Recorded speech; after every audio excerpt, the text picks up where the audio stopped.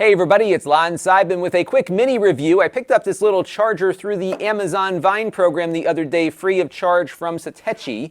It is not cheap, it's $70, but I thought it was rather interesting because you've got two USB Type-C power outputs. One can deliver a max of 60 watts and the other one can deliver 18 watts. Now the max is 75 in total.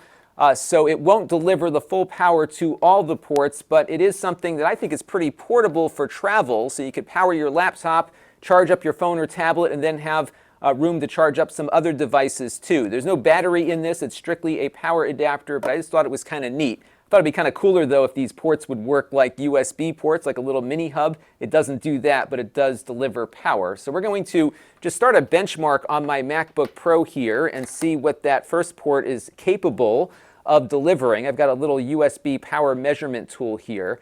So I'm going to plug this in, and you can hear the Mac just started charging, and it's doing about 52 watts according to this device. I found sometimes this device isn't always completely accurate, but it is delivering us close to 60 watts of power while that benchmark runs. Now I also have my iPad Pro, which I'm going to connect up to the other port here while the Mac continues to run.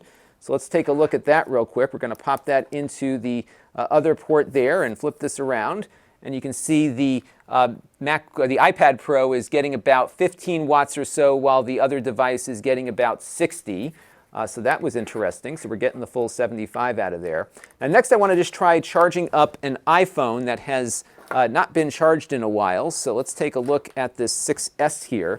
Now this will get a maximum of 1 amp of USB power. And it might be hard to read on this little meter here because that blue is not picking up well on the camera.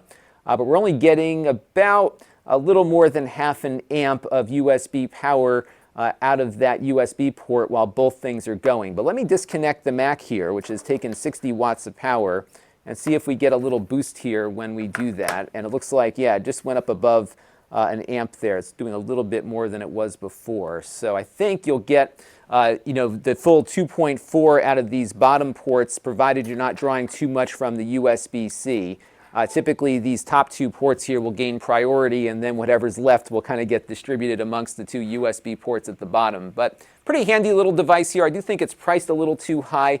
It looks like metal, but it's not. It's hollow plastic, so the build quality is not as good as it looks, but it does seem to be delivering the power as advertised. It does feel a little warm to the touch, but not out of the ordinary for what a USB charger typically delivers, and overall it seems like it's working okay. It does not come with any USB-C charging cables. You have to bring your own, but it does of course come with a power cable to connect it up to power. It also looks like it will support both 110 and 220 voltage outlets, so it looks like it should be auto switching no matter where you are in the world. So overall, not bad here. I just think, again, it's a little too expensive at its current $70 price tag.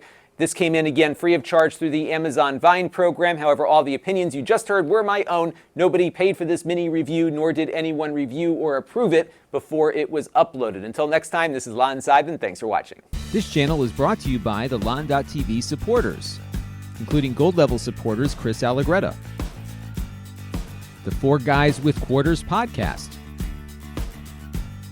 Tom Albrecht, and Kalyan Kumar.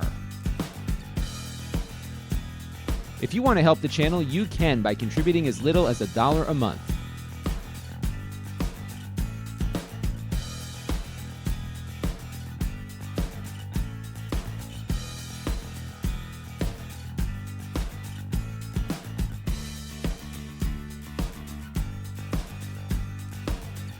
Head over to lon.tv/support to learn more.